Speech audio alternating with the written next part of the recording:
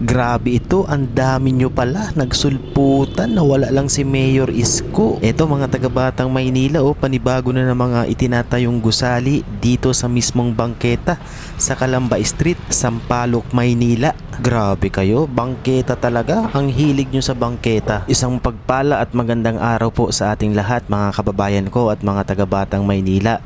Eto, panibago na naman ito mga kababayan ko dito sa Sampaloc, Maynila, Calamba Street. Ano kayang establishmento ang itatayo rito? At sa mismong bangketa na naman sila nagtayo. Pero bago yon, ipapakita ko muna sa inyo yung dating hitsura ng lugar na ito, ng bangketa na yan, bago pa itayo yung tinatayo na yan. Balik tayo sa nakaraan mga kababayan. Nandito tayo sa Blumentritt Road at makikita po ninyo ang Calamba Street. Ayan. So, papakita ko lang sa inyo yung dating hitsura po ng nakikita nyo kanina na may itinatayong establishmento. Kung inyong mapapansin, yung may nakaparadang jeep na pula na yan, bangketa po yan. Maliwanag na bangketa. Daanan ng tao. Kitang-kita ninyo. Yan po. Maliwanag na bangketa. Daanan po ng taong bayan para hindi dumaan sa kalsada, sa kalyeng yan at hindi maaksidente at mabangga ng mga sasakyan. Ngayon, pasok tayo dito sa kalye ng Calamba Street. Yan, mapapansin po ninyo, may mga halaman. Meron pa nga pong nakalagay dito na Santo Niño. Ayan, bangketa. Although may mga konting obstruction, pero maliliit lang, minimal lang. Siguro iyan po yung mga naglilinis ng kalyeng ito. So mapapansin niyo may nandiyan po si Santo Niño. Ngayon, kita nyo, napakaluwag, napakalinis po, 'di ba? Napakaaliwalas kasi yan, Barangay 495. Yan, nakalagay po diyan. Viva Señor Santo Niño. Yan po 'yung nakalagay dito. Ayun na po, 'di ba? Napakalinis, napakaluwag, convenient para sa mga taong naglalakad sa kalsada papunta sa bangketa. Ayan, kita po ninyo ngayon, ito na po siya ngayon. Kung inyong mapapansin, may itinatayong establishmento. Pero parang napansin ko po na matagal ng delay or hindi na nagagawa itong itinayo dito. Kasi pansin ko may mga lumot na. Pero mukhang bago pa lang to. So ayan po yung sitwasyon ngayon dito. Pansinin nyo, yung Santo Niño nawala, naglaho. Yung bangketa na daanan ng tao nawala rin po dito sa part na to ng Calamba Street. Kitang-kita po ninyo, 'di ba? Sa anggulong ito makikita po ninyo na talagang nawala po yung bangketa. Ngayon hindi lang natin alam kung ano po ba yung establishmento na itatayo rito.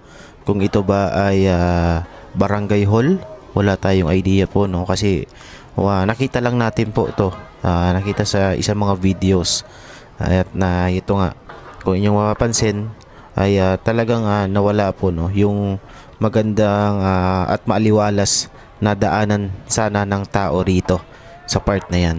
Ngayon, kaya nga ginawa ang bangketa para may madaanan ng tao, para ang tao hindi dumaan sa kalsada, kasi ang kalsada, ang kalye, daanan ng mga sasakyan. Ngayon, kung nakaharang itong mga to, saan pa dadaan ang mga tao? Siyempre sa kalsada. O kapag nagkataon na nasa blind spot, hindi nakita ng sasakyan na merong tao na nasa kalye naglalakad, magsisimula yan ng aksidente. So kawawa naman, parehas, lalong-lalo na yung naaksidente. So kaya nga ang bangketa po ay para sa tao. Correct me if I'm wrong, 'di ba mga kababayan?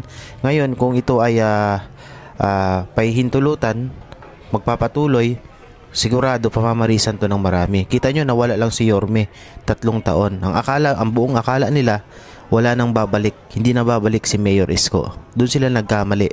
Kasi maraming taga Maynila ang humiling na ibalik si Mayor Isko, na dahil sa kadahilanang nagsusulputan na naman ang katulad ng nakikita ninyo ngayon.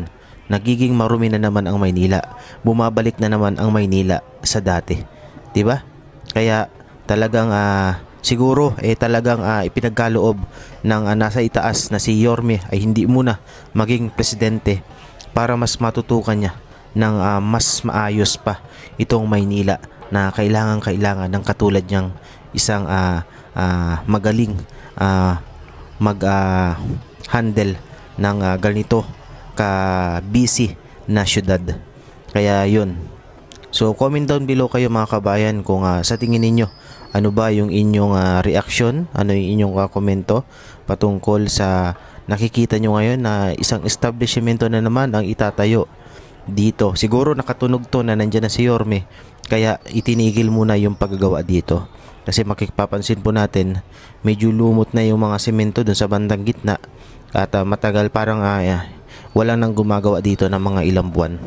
So yun mga kababayan ko, mga taga-Batang Maynila, down below po kayo dyan kung anong yung inyong saloobin, ano yung inyong reaksyon patungkol nga sa nakikita ninyo ngayon sa mga nagsusulputang kabuti na ang akala nila ay hindi nasisikat ang araw. Nandiyan na ulit si Mayor Isko, kaya magkakaalaman. Ngayon, eto, binabaybay natin itong sa area ng Sampaloc, Maynila po, no. Maganda pala sa lugar na to. Bali first time ko lang na makarating po or makadaan sa area na to ng Sampaloc, Maynila.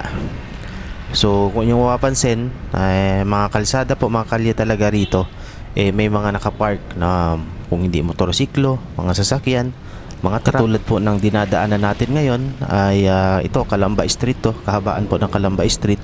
Kung inyong napapansin at kung hindi tayo nagkakamali, two-way po itong daanan na ito. Pero kung inyong mapapansin, kabilaan po, double parking na naman, di ba? Merong linya sa mga gutter na kulay dilaw. Ibig sabihin po niyan, no parking. Ang ibig sabihin po niyang mga kulay dilaw na yan na nasa mismong gutter, no parking po. Pero yun nga, inyong mapapansin, kabilaan pa rin po yung mga parking dito. Ito nga, malapit sa may intersection, no? Ayan. Yun nga, no, sana ay magkaroon din sana tayo ng batas kung sana ay mapakinggan ito ng nasa taas, na nasa gobyerno, na magkaroon ng polisiya na kung bibili ka ng sasakyan, kailangan meron kang maayos na garahe para yung mga sasakyan na bibili natin hindi na nakahara sa mga kalsada katulad ng nakikita po natin, nakikita ninyo dito sa bahagi na to ng Maynila.